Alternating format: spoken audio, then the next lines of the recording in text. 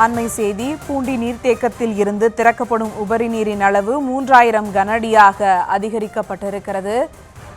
பூண்டி நீர்த்தேக்கத்திலிருந்து திறக்கப்படும் உபரி நீரின் அளவு தற்போது 3000 கனஅடியாக அதிகரிக்கப்பட்டிருக்கிறது. வினாடிக்கு 2500 கனஅடியிலிருந்து 3000 கனஅடியாக நீர் திறப்பு அதிகரிக்கப்பட்டிருக்கிறது. அது குறித்த ஒரு அண்மை செய்தியை தற்போது பார்த்து வருகிறோம்.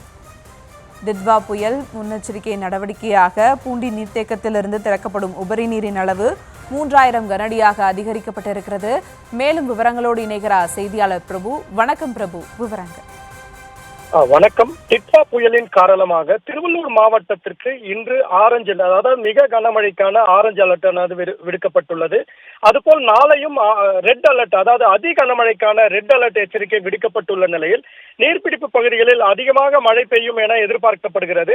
இதன் காரணமாக சென்னை மக்களின் முக்கிய குடிநீர் ஆதாரங்களில் ஒன்றாக திகழும் பூண்டி சத்தியமூர்த்தி நீர்த்தேக்கத்திலிருந்து அந்த ஏரியின் கொள்ளளவை குறைக்கும் நடவடிக்கையாக பொதுப்பணித்துறை அதிகாரிகள் தற்பொழுது ஏற்கனவே திறந்துவிடப்பட்ட 2500 கன அடி உபரி நீரிலிருந்து தற்பொழுது 3000 கன அடியாக உயர்த்தி அந்த பொதுப்பணித்துறை அதிகாரிகள் நடவடிக்கை மேற்கொண்டுள்ளனர். இந்த உபரி நீரானது, அதாவது பூண்டி ஏரியிலிருந்து திறக்கப்படும் உபரி நீரானது கொசஸ்தலை ஆற்றில் திறந்துவிடப்படுவதால் ஆற்றின் கரையோரம் வசிக்கும் தாழ்வான பகுதிகளில் வசிக்கும் மக்கள் பாதுகாப்பான இடங்களுக்கு செல்லவும், அந்த கரையோரம் சென்று செல்ஃபி எடுக்கவோ குளிக்கவோ துணி துவைக்கவோ கூடாது எனவும் அந்த எச்சரிக்கை, அதாவது மாவட்ட ஆட்சியர் பொதுமக்களுக்கு எச்சரிக்கையானது விடுத்துள்ளார்.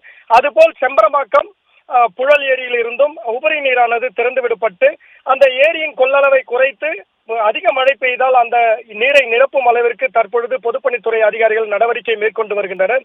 மேலும் மழையின் அளவு இங்கு இருக்கும் அதிகமாகும் பொருட்டு ஏரிக்கு நீர்வரத்து அதிகரித்தால் அணையிலிருந்து மேலும் நீர் வெளியேற்றம் அதிகரிக்கப்படும் எனவும் பொதுப்பணித்துறை அதிகாரிகள் தெரிவித்துள்ளனர்.